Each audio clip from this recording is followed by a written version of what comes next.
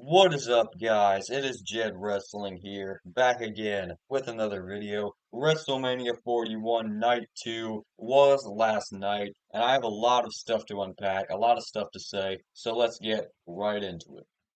Just like WrestleMania Night 1, we opened the show exactly as I predicted, with Io Sky defending her Women's World Championship up against Bianca Belair and Rhea Ripley.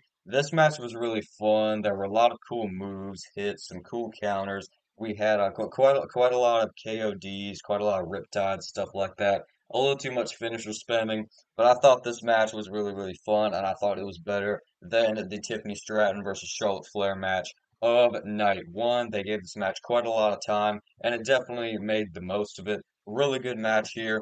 To end things, we had Bianca Belair hitting a KOD on Rhea Ripley, and then going for the cover, and then Io Sky would hit the over the moonsault on them both to break up the pinfall and pin Bianca Belair to retain her Women's World Championship.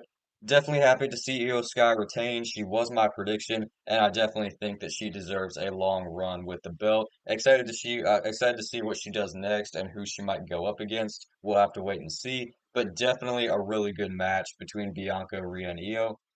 Next up, we had the Sin City Street Fight pitting Drew McIntyre up against Damian Priest. A very heated rivalry leading up to this match, and this match had a lot of heat to it as well. We saw a lot of weapons being introduced, including steel stairs. Damian Priest repeatedly sent Drew McIntyre into the steel stairs, and we even saw a future shock DDT from Drew McIntyre to Damian Priest on a set of steel stairs in the ring, which was crazy, exactly what he did on SmackDown. Just this time, the stairs were in the ring, not on the outside of the ring. So that was pretty crazy. Damian Priest would end up setting up two tables on the outside of the ring. It wasn't on this side, but I'm just doing it for the sake of the setup. It was actually on the other side that had the two tables set up, but he went for that old school thing that like it was like Undertaker's old school, and he goes for the cross body. But Damian Priest pushed him off, sent him through two tables, which was crazy, and then was able to finish him off. Drew McIntyre wins the Sin City Street Fight. He was my prediction, and I definitely think Drew McIntyre needed this win to bounce back. I feel like he's fallen off a little bit ever since Hell in a Cell and that whole CM Punk rivalry ended. Definitely needs to build back up some momentum, and this victory at WrestleMania was definitely a plus for him. Next up for the Intercontinental Championship, we had the former champion now, Braun Breaker, defending his championship against Dominic Mysterio, Finn Balor, and Penta. This was Penta's first WrestleMania match and Braun Breaker's first WrestleMania match as well, so they both had really good showings. Penta's attire looked awesome in the green and the gold. And I think that's an attire we definitely need a figure of. Literally, Mattel, pump out a bunch of Penta figures. I think he needs a figure in like all of his attires. All his attires are so sick. Mattel, give this man's chases, if that makes any sense. We need like all of his attires in figure form, and I'd buy like everyone for real.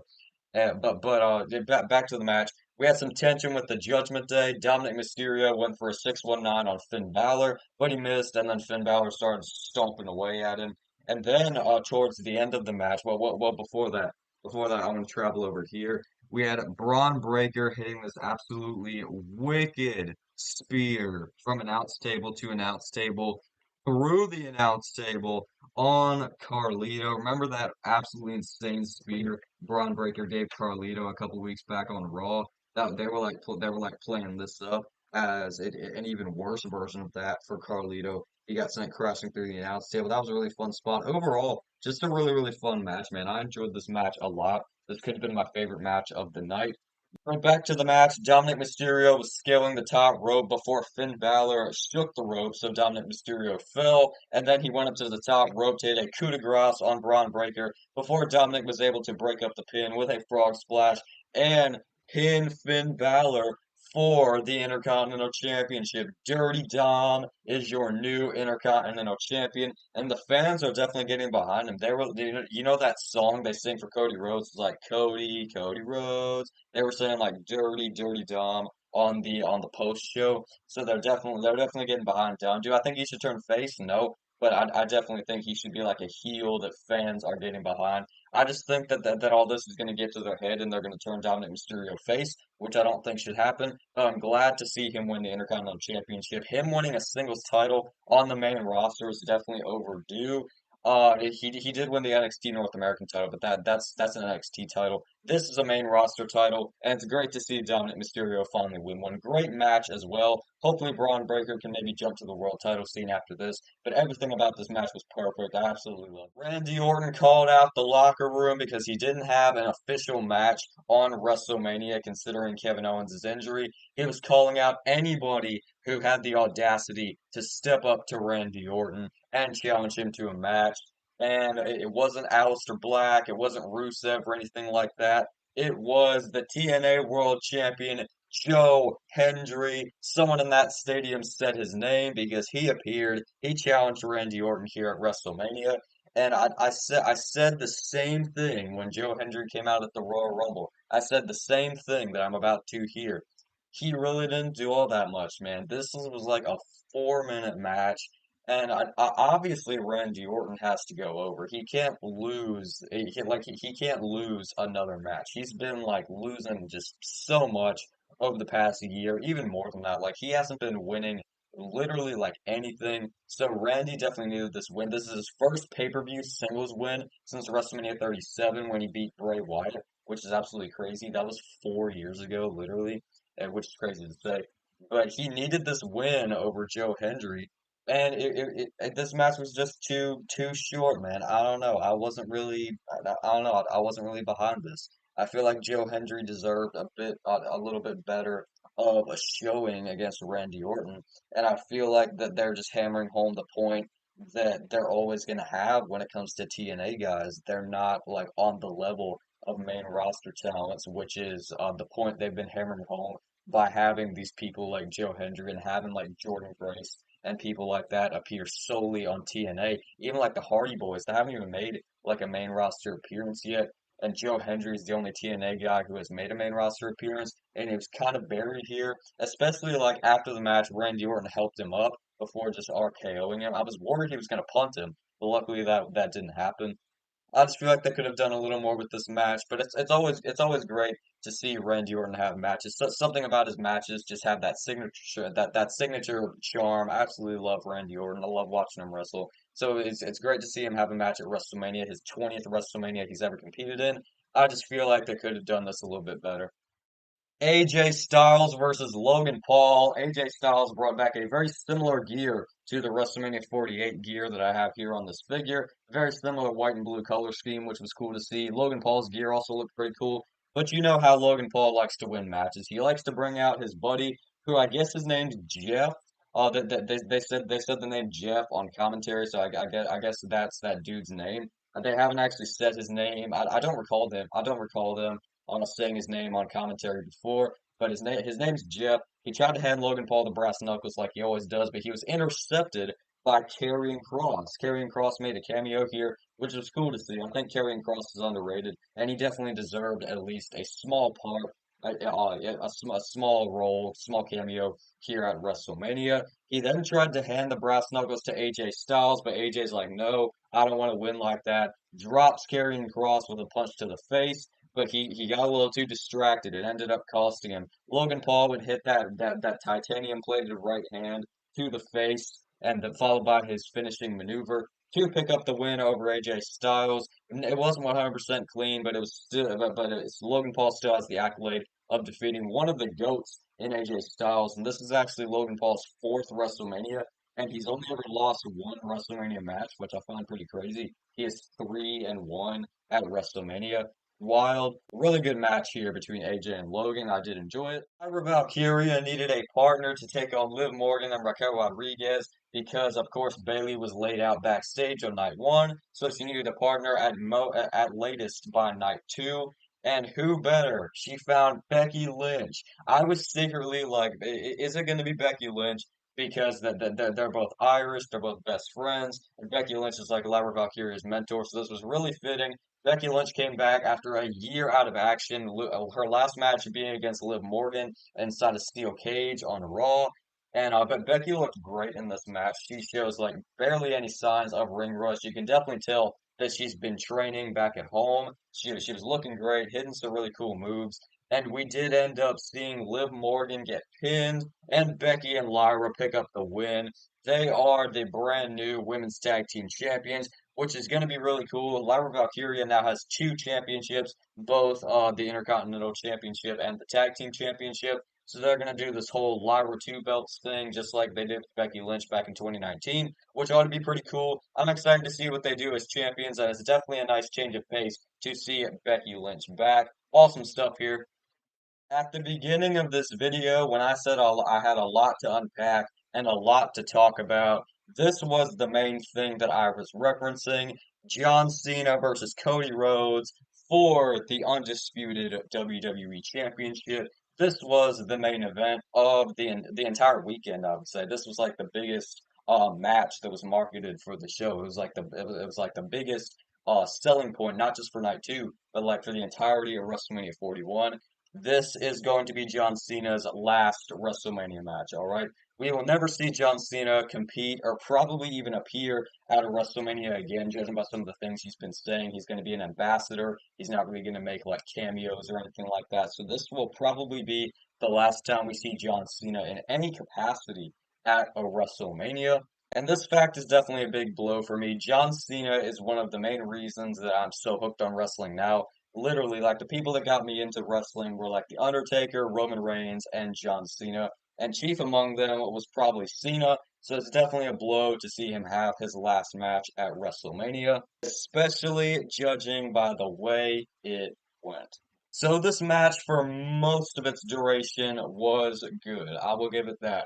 A lot of crossroads, a lot of AAs, a lot of really cool moves and stuff. We saw an AA off the top rope, which I don't recall him hitting since like probably I don't even know when's the last time I've seen John Cena hit a top rope AA, but that's what he did.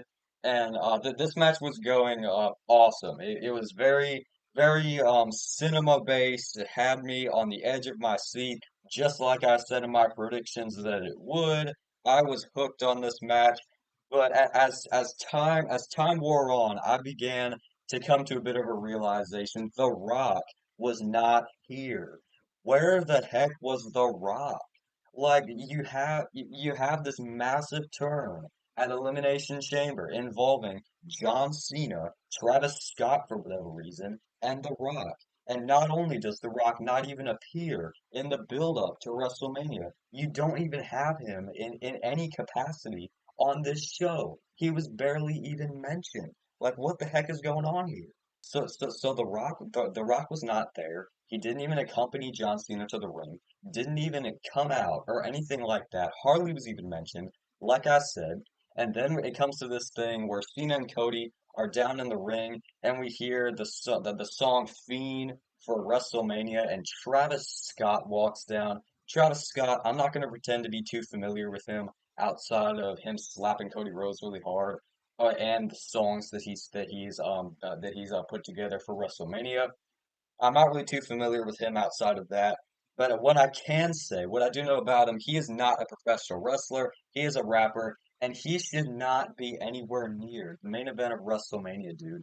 I get that they want to capitalize on this when you have this big heel turn, because obviously he was involved. You want to capitalize on it because if he's not here, then it's going to be pointless, right? But you could have just at least had The Rock there and have Travis Scott not really do all that much, just accompany him to the ring, hold his hold his stupid championship and all that. But the Rock wasn't there. Travis Scott comes down and Cody hits a crossroads on him, but he still pulled the referee out of the ring. So but by the way, when Cena and Cody were both down, the referee was also down as well. I'm pretty sure. But so we had seen the ref bump spot. Cena grabs the belt, hits Cody right in the face with it, and then manages to pick up the win thanks to Travis Scott. So you guys might think I'm overreacting a little bit here, but when you really add it all together, this was a huge disappointment, man. They screwed up this main event really badly, in my opinion. Just think about this. This is John Cena's last WrestleMania. This is John Cena's last WrestleMania. People are going to be watching this in like 20 years, in the same way that they watch like 10, 15 to 20 years. The same way they watch Shawn Michaels versus The Undertaker at WrestleMania 26. The same way that they watch Ric Flair versus Shawn Michaels at WrestleMania 24. Undertaker versus AJ Styles at WrestleMania 36. In the same way, people are going to be watching this match. They're going to be like, oh, Cena, he was my childhood hero. I want to go back and watch this match between him and Cody Rhodes. I want to watch his last WrestleMania match as he wins the title. And what they're going to see is Travis Scott walking down and John Cena needing help from a rapper, not Dwayne The Rock Johnson, Travis the Rapper Scott to beat Cody Rhodes. This was absolutely ridiculous. This was an abomination, and that they screwed this up so bad, man. I had no words. This was absolutely horrible. I'm happy to see John Cena win 17, all right? So don't get me wrong there. John Cena won 17. That's obviously awesome. Crazy to think that John Cena is the WWE champion in 2025. I'm happy they did it, but the way they did it was absolutely ridiculous and ruined the main event of WrestleMania. Once again, happy to see Cena win 17. Not happy to see the way it went down. I'm probably overreacting a little bit, but you can let me know what you think in the comments down below. Was WrestleMania Night 2 in its entirety. I don't know, man. Night 1 was good. I'll give it that. Night 2, really big downer at the main event with how it went down and everything, how they had Cena make history. I'm probably gonna give this night of WrestleMania itself. I don't know, man. My big tangent, my big rant is probably going to take away quite a bit from this show.